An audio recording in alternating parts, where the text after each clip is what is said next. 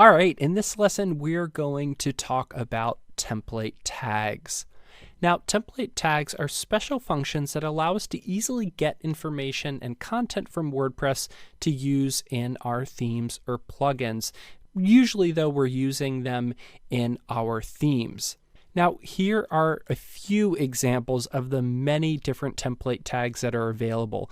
And you can see we have some that start off like get header and get footer and get sidebar that are going to pull in different files. We have get template part that'll also pull in files. WP login form displays a login form. Blog info will give you all sorts of info about your site, like the URL, the name, the description, the title, get the title, the content. Now, I want to point out here, backing up to the title and get the title. A lot of these tags will have two components to them.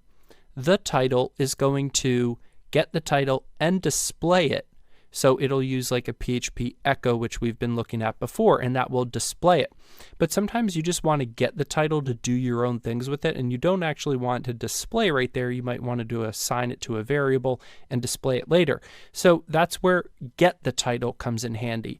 And for the content, the author, and these sort of things, we will often have a get the content or get the author type scenario as well, because sometimes you want to display it, sometimes you just want the raw data.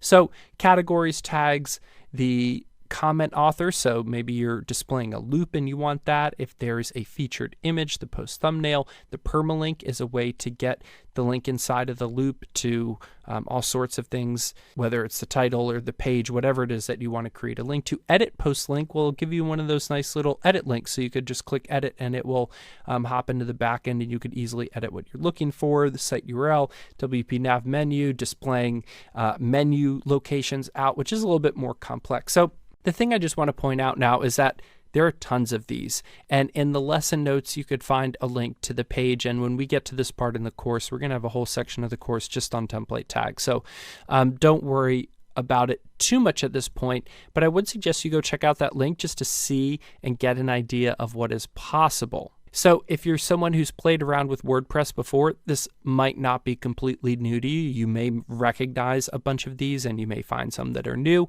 And depending on your level, you may be able to get through the next practice exercise on your own, or you may need some help with it. But what we're going to do is we're going to start with a basic loop that doesn't have much in it. And then you could just go crazy with any sort of template tag you could figure out how to use trying to apply it. So that's what we'll look at in the next lesson.